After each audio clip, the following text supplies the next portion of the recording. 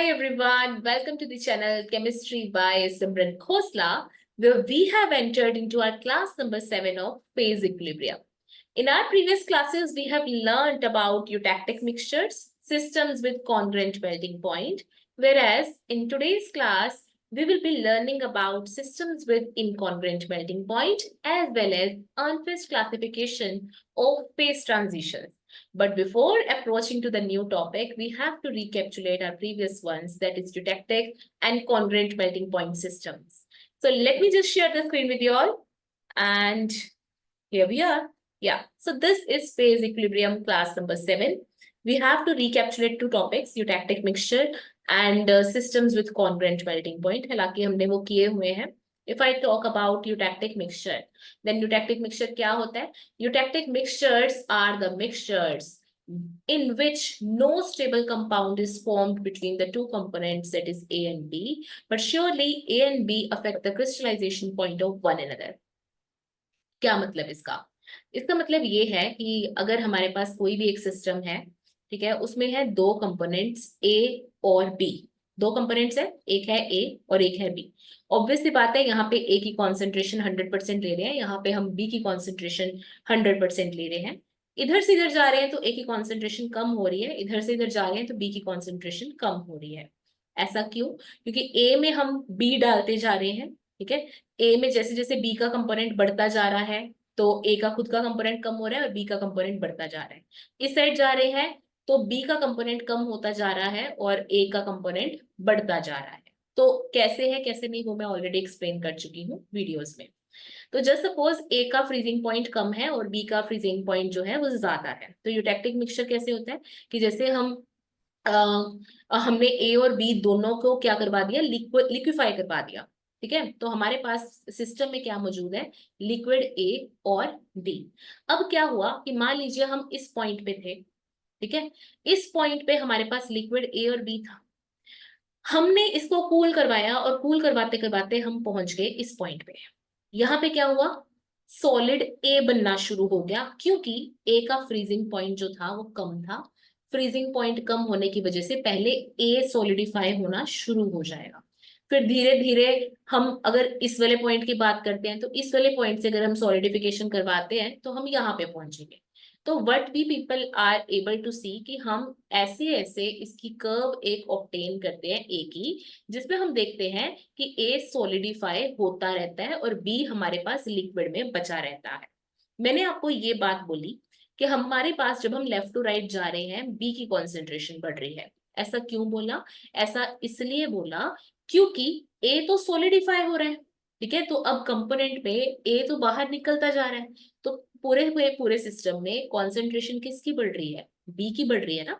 तो इस वजह से हम बोल रहे हैं कि एक पॉइंट तक आते आते हमारे पास ए सारा का सारा सॉलिडिफाई हो जाएगा. अब इस वाले पॉइंट पे हमें दिखेगा कि बी भी सॉलिडिफाई होने लग गया. ए तो सॉलिडिफाई हो रहा था, बी भी सॉलिडिफाई होने लग गया. ठीक है, यहाँ पे ये दोनों आपस में एक स्टेबल कंपाउंड नहीं बनाते हैं, बस ये है कि फिजिकली पास होते हैं. वैसे ही अगर हम सेम स्टडी बी के लिए करें तो बी का भी हम देखते हैं कि इसमें ए की एडिशन होते होते होते हम ए की एडिशन कह लो या यूं कह लो कि बी जो है वो सॉलिडिफाई होने लग जाता है और ए की कॉन्सेंट्रेशन बढ़ती रहती है. तो कर्व की अगर हम इस साइड देखते हैं तो सारा का सारा हमें क्या मिलता है, सॉलिड बी. ठीक है, और इधर हमें क्या मिलता है, सॉलिड ए. सॉलिड ए और लिक्विड इधर मिलता है, इधर हमें सॉलिड बी और लिक्विड मिलता है जिसमें बी की कॉन्सेंट्रेशन कम होती है और ए की कॉन्सेंट्रेशन ज्यादा होती है. ये जो लिक्विड्स की हम बात कर रहे हैं, यहाँ पे जैसे अगर सॉलिड ए की बात करें स्टूडेंट्स, तो सॉलिड ए क्योंकि ए जो है वो सॉलिडिफाई हो रहा है, हमारे पास पीछे लिक्विड बच रहा है, तो लिक्विड में ज्यादा कॉन्सेंट्रेशन किसकी होगी, बी की. इसी तरीके से यहाँ पे बी सॉलिडिफाई हो रहा है तो लिक्विड में कॉन्सेंट्रेशन किसकी ज्यादा होगी, ए की. अब इस पॉइंट की अगर हम नीचे देखें तो नीचे हमें क्या मिलेगा, सॉलिड ए और सॉलिड बी. सॉलिड ए और सॉलिड बी. तो ये मैंने बताया था आपको प्रीवियस क्लास में कि इस पॉइंट को हम यूटेक्टिक पॉइंट बोलते हैं. इसकी कॉम्पोजिशन क्या होगी, सॉलिड ए सॉलिड बी और लिक्विड एट कॉम्पोजिशन ओ. ठीक है, liquid of composition O point. ठीक है, तो ये हमारे पास यूटेक्टिक मिक्सचर था। अब अगर हम बात करें congruent melting point, congruent melting point पे मैंने आपको दो तरीके की एग्जांपल्स लेके बताई थी, एक तो A to B और एक अकेला AB, है ना। तो मैं आपको AB वाले से समझाऊंगी यहाँ पे। तो देखिए जरा, बिल्कुल एक बेसिक सा मेरे को समझाना है, वो ये है कि जब कॉन्ग्रेंट में क्या होता है कि एक स्टेबल कंपाउंड बनता है, यूटेक्टिक में तो नहीं बनता है, लेकिन कॉन्ग्रेंट में हमारे पास क्या है, एक स्टेबल कंपाउंड बनता है। इसकी कर्व कुछ इस तरीके से नजर आती है। फॉर एग्जाम्पल, ये ए का है पॉइंट, और मान लीजिए ये बी का थोड़ा सा फ्रीजिंग पॉइंट ज्यादा है, ठीक है। तो यहाँ पे ना एक बीच में कंपाउंड बनता है, दैट इज AB। ठीक है, यहाँ पे क्या होता है, AB। हम यहाँ क्या देख रहे हैं कि जब हमने मान लीजिए कुछ पॉइंट्स ले लिए, 1 2 3, यहाँ पे हम सॉलिडिफाई कर रहे हैं, वी आर सीइंग कि इसका फ्रीजिंग पॉइंट जो है वो कम होता जा रहा है और सॉलिडिफाई होता जा रहा है हमारे पास सारा का सारा सॉलिड। इसी तरीके से बी भी यहाँ पे सारा का सारा सॉलिड जो है वो सॉलिडिफाई हो रहा है। लेकिन अगर हम ये देखें इस पॉइंट पे आके, जब हम इस पॉइंट पे इधर आ रहे थे, हमें सॉलिड ए और साथ में सॉलिड बी मिलना शुरू हो गया था।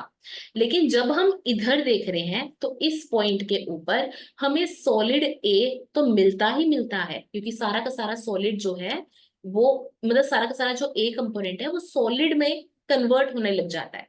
लेकिन जैसे ही हम इस पॉइंट पे आते हैं, यहाँ पे हमें सॉलिड बी मिलने की बजाय थोड़ा थोड़ा AB मिलना शुरू हो जाता है। ऐसा क्यों? ये इसलिए क्योंकि यहाँ पे A और B आपस में कंबाइन करके एक कंपाउंड देते हैं AB। इसी तरीके से अगर हम B की बात करें तो पहुंचते पहुंचते एक पॉइंट पे जब हमारे पास B सारा का सारा सॉलिडिफाई हो गया, तो हमें यहाँ पे AB भी मिलता है। ठीक है, तो मान लीजिए मैंने कोई भी पॉइंट यहाँ पे लिया, यहाँ पे भी क्यों लेना है, इधर लिया एक पॉइंट, यहाँ पे सिस्टम में लिक्विड था, ए और बी सिस्टम में लिक्विड पड़ा था। लेकिन जब मैंने इसको कूल डाउन किया तो ए बी कंपाउंड बनना शुरू हो गया, और ए बी बनता बनता सॉलिड, सॉलिड बनता बनता उसी पॉइंट पे हम पहुंच गए जहां पे सॉलिड ए एग्जिस्ट कर रहा था और सॉलिड ए बी एग्जिस्ट कर रहा था। वैसे ही मान लीजिए यहाँ पे कोई एक पॉइंट लिया, और यहाँ पे हमारे पास सिस्टम में क्या मौजूद है, लिक्विड ए और बी। लेकिन जब हम इसका टेम्परेचर यहाँ से डाउन करवाते हैं तो हम इस पॉइंट के ऊपर पहुंचते हैं, और उसके बाद देखते हैं कि लगातार ए बी कंपाउंड जो है वो सोलिडिफाई होने लग जाता है। तो यहाँ पे ए बी कंपाउंड है जो कि सोलिडिफाई होने लग जाता है। इस वाले पॉइंट के ऊपर देखें तो यहाँ पे भी ये तो लिक्विफाई फॉर्म में है, लेकिन जैसे ही हम यहाँ पे पहुंचते हैं तो ए बी एकदम से सॉलिड में बदल जाता है। तो मतलब ये कि ऊपर तो हमें एक ही फेज नजर आ रहा था लिक्विड का, सब जगह लिक्विड नजर आ रहा था, ठीक है। और हमने ये भी देखा कि ए और बी कंबाइन करके एक ए बी सॉलिड बना रहे हैं, ठीक है। पर यहाँ पे एक बहुत यूनिक सी चीज हुई, वो ये हुई कि एक ऐसा पॉइंट जिसके ऊपर लिक्विड ए बी है और नीचे फटाक से उसी पॉइंट को अगर आप वहीं पे डाउन करते हो, थोड़ा सा भी टेम्परेचर आप डाउन करते हो, तो आपको सॉलिड ए बी मिल जाता है। इसको हम बोलते हैं कॉन्ग्रेंट मेल्टिंग पॉइंट। एक ऐसा पॉइंट जिसके एग्जैक्टली ऊपर जाने पे आपको वो लिक्विड मिलता है और एग्जैक्टली नीचे जाने पे आपको सॉलिड ए बी सारा का सारा मिलता है। यानी इस पॉइंट के ऊपर आपको सारा का सारा ए बी एकदम से ऊपर लिक्विफाइड फॉर्म में और एकदम से सारा सॉलिडिफाइड फॉर्म में मिलता है। ठीक है, तो ये इसी पॉइंट के इर्द गिर्द ही आपको ये सब चीजें देखने को मिलती है। तो इस पॉइंट को हम क्या बोलते हैं, कॉन्ग्रेंट मेल्टिंग पॉइंट। यानी कि सारा का सारा ऊपर लिक्विड, सारा का सारा नीचे सॉलिड, दोनों की कॉम्पोजिशन क्या है, एग्जैक्टली सेम। ये हमारे पास कॉन्ग्रेंट मेल्टिंग पॉइंट है। इसके ऊपर भी मैंने एक वीडियो बना रखी है जिसमें आपसे पूछा जा सकता है कि इस वाले पोर्शन में क्या है, क्या इक्विलिब्रियम में है, कौन सा फेज एग्जिस्ट करता है। अभी हमें समझना है इनकॉन्ग्रेंट मेल्टिंग पॉइंट। अभी हमें क्या समझना है, incongruent melting point. Incongruent melting point में ये क्या चीज है जो हमें देखनी है। अगेन इसकी भी डायग्राम वैसे ही है जैसे हम पहले करते आए हैं, हमारे पास यहाँ पे भी दो कंपोनेंट्स हैं, एक हमारे पास ए कंपोनेंट है, एक हमारे पास क्या है, बी कंपोनेंट है। इसमें थोड़ा सा ग्राफ डिफरेंट है। ग्राफ किस तरीके से डिफरेंट है, यहाँ पे हमारे पास सॉलिड ए, ठीक है, यहाँ पे हमारे पास सॉलिड है जैसे हम पहले पढ़ रहे थे, वैसे ही हमारे पास यहाँ पे सॉलिड बी। हमने जो कॉन्ग्रेंट में पढ़ा वो तो कुछ इस तरीके से पढ़ा, एक मिनट, मैंने कुछ, है ना, इस तरीके से पढ़ा, अब नीट एंड क्लीन लग रही है। तो हम उसमें तो ये पढ़ रहे थे कि कॉन्ग्रेंट में डायग्राम हमने कैसे की थी, कॉन्ग्रेंट में डायग्राम हमने ऐसे की थी कि ये ऐसे जाएगा, ठीक है, और फिर यहाँ पे बी आएगा, तो हमने इसी तरीके से पढ़ा था ना, कि ऐसे ऐसे, ये पढ़ा था ना कॉन्ग्रेंट में। लेकिन इनकॉन्ग्रेंट में क्या होता है, ये येलो वाली लाइन नहीं आती है, ये इसी तरीके से कॉन्टिन्यूअस में जाता है। ऐसा क्यों, क्योंकि यहाँ पे जो ए और बी मिलके एक कंपाउंड बनाते हैं, दैट इज ए बी, वो ज्यादा स्टेबल नहीं होता है, वो ज्यादा स्टेबल नहीं होता है। ए बी जो है वो जल्दी ही टूट जाता है ए बी डैश में, और हमें साथ में मेल्ट देता है, यानी कि एक लिक्विड प्रदान करता है। ये ए बी डैश फिर भी थोड़ा बहुत हम कह सकते हैं कि स्टेबल होता है, बट ये इतना स्टेबल नहीं होता। इनफैक्ट इन दोनों का एक रिवर्सिबल डायरेक्शन में चलती रहती है, ए बी डैश में डिकम्पोज होता रहता है, और ये एक रिवर्सिबल रिवर्सिबल क्या है, रिएक्शन है। इसका नाम पेरिटेक्टिक रिएक्शन या मेरिटेक्टिक रिएक्शन भी बोला जाता है। तो इसमें क्या है कि हमारे पास एक स्टेबल कंपाउंड नहीं बनता है, ठीक है जी। तो ऑब्वियस सी बात है कि यहाँ पे सिस्टम में हमारे पास सॉलिड ए प्लस लिक्विड है। यहाँ पे ये जो पूरी की पूरी कर्व नजर आ रही है, ऑब्वियसली क्योंकि ये इतना ज्यादा स्टेबल नहीं है, तो ये पूरी की पूरी कर्व हमारी freezing point of A B को शो कर रही है, ठीक है। आपको यहाँ पे सॉलिड बी प्लस लिक्विड देखने को मिलेगा, यहाँ पे आपको क्या मिलेगा, solid A B plus liquid. इस पॉइंट के ऊपर solid A, solid A B और लिक्विड एट कॉम्पोजिशन ओ, सारा का सारा कॉन्ग्रेंट जैसा ही है। बस आपको सिर्फ इतना ध्यान रखना है, वो ये ध्यान रखना है कि जैसे आप उसमें देखते थे कॉन्ग्रेंट में कि एक पॉइंट के बिल्कुल एग्जैक्टली ऊपर आपको सेम कॉम्पोजिशन का लिक्विड मिल जाता था, और एग्जैक्टली उसके नीचे आपको सेम कॉम्पोजिशन का सॉलिड मिल जाता था। इनकॉन्ग्रेंट मेल्टिंग पॉइंट पे ऐसा नहीं होता है, इनकॉन्ग्रेंट मेल्टिंग पॉइंट पे ऐसा नहीं होता है। यहाँ पे इस वाले पॉइंट पे आपको एग्जैक्टली सेम कॉम्पोजिशन नहीं दिखती है, आपको क्या दिखता है, यहाँ पे आपको दिखता है solid B, solid A B plus liquid. यानी आपको कॉन्ग्रेंट के जैसे ऐसे नहीं दिखता कि उस पॉइंट के ऊपर जा रहे हो तो लिक्विड मिल रहा है, उस पॉइंट के नीचे जा रहे हो तो सॉलिड मिल रहा है, ठीक है। ऐसे आपको यहाँ पे नहीं देखने को मिलता। बाकी सारी की सारी चीजें बिल्कुल उसी तरीके से हैं जैसे हमने बाकी डायग्राम्स में पढ़ी थी। तो ये हमारे पास इनकॉन्ग्रुएंट मेल्टिंग पॉइंट है। अगर आप इस कर्व की स्टडी करेंगे तो यहाँ पे सॉलिड बी इक्विलिब्रियम में है लिक्विड के साथ, अगर आप इस कर्व की स्टडी करते हो तो यहाँ पे सॉलिड ए है लिक्विड के साथ इक्विलिब्रियम में, और अगर आप नीचे देखते हो तो ऑब्वियसली आपको मिलता है solid A plus solid A B. तो ये हमारे पास क्या है, इनकॉन्ग्रुएंट मेल्टिंग पॉइंट, ठीक है जी। अब हम चलते हैं अर्नफेस्ट क्लासिफिकेशन ऑफ फेज ट्रांजिशंस। ये टॉपिक बिल्कुल ही हमें थोड़ा सा टच करना है, ज्यादा इसकी डिटेल्स में नहीं जाना, बट थोड़ा थोड़ा जितना जानना है वो मैं आपको बता देती हूँ। कुछ चीजें आपको डायरेक्टली लर्न ही करनी पड़ेगी क्योंकि उनकी डिटेल हमारे सिलेबस में नहीं है जिसको हम फोकस कर रहे हैं, हमें बिल्कुल थोड़ा सा पढ़ना है, ठीक है। अनफेस्ट क्लासिफिकेशन ऑफ फेज ट्रांजिशन में क्या है कि मान लीजिए अल्फा फेज जो है वो बीटा में ट्रांजिट कर रहा है, तो केमिकल थर्मोडायनामिक्स में हम एक एक्सप्रेशन पढ़ते हैं dg is equal to vdp minus S dt।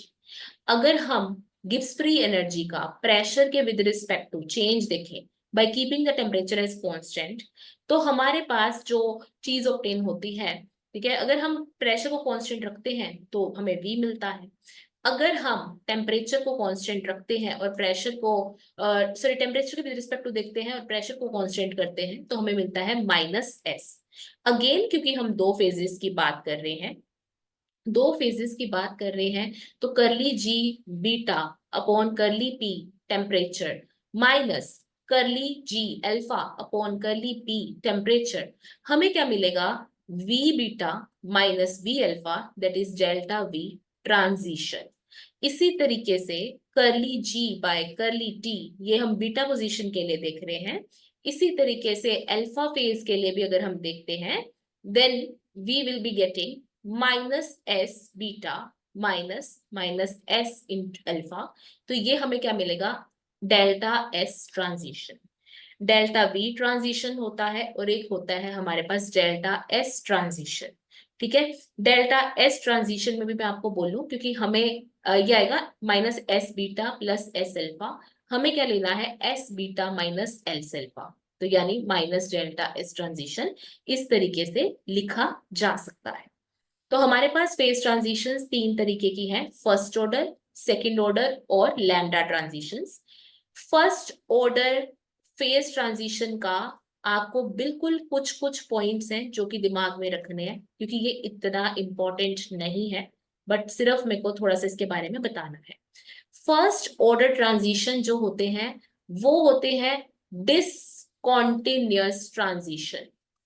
ये क्या होते हैं? Discontinuous transition.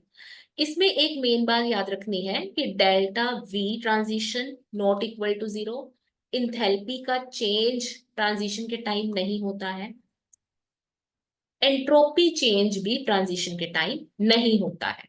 तो अगर आपको कोई भी ग्राफ मिलता है वी एच एस का विद रिस्पेक्ट टू टेम्परेचर, तो आप क्या देखेंगे कि इन सब का ग्राफ सेम आता है, ये एक डिसकॉन्टिन्यूअस ग्राफ आता है। ठीक है, वी एच और एस का ग्राफ जो है वो क्या आता है? डिसकॉन्टिन्यूअस। स्लोप हमें मालूम है y2 minus y one upon x2 minus x1 is equal to d y by dx। तो यहाँ पे अगर मान लीजिए मैं dh बाई dt का ग्राफ प्लॉट कर रही हूं, तो मेरे को इसकी स्लोप से क्या मिलेगा? मान लीजिए मैं h और t का ग्राफ प्लॉट कर रही हूं, तो इधर से मेरे को मिलेगी इसकी स्लोप, h और t की स्लोप क्या होगी? dy बाई dx यानी dh बाई dt।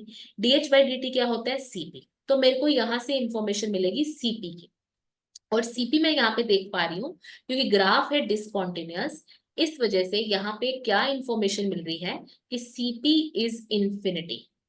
इन्फिनिटी का मतलब ये है कि आप जितना मर्जी टेम्परेचर, मतलब कि कितनी भी अगर आप हीट दो, ठीक है, अगर आपको 1 डिग्री सेल्सियस तक हीट, अगर आपको 1 डिग्री सेल्सियस तक टेम्परेचर देना है, 1 डिग्री सेल्सियस तक टेम्परेचर इंक्रीज करवाना है, तो कितनी हीट देनी पड़ेगी? वो होता है सीपी।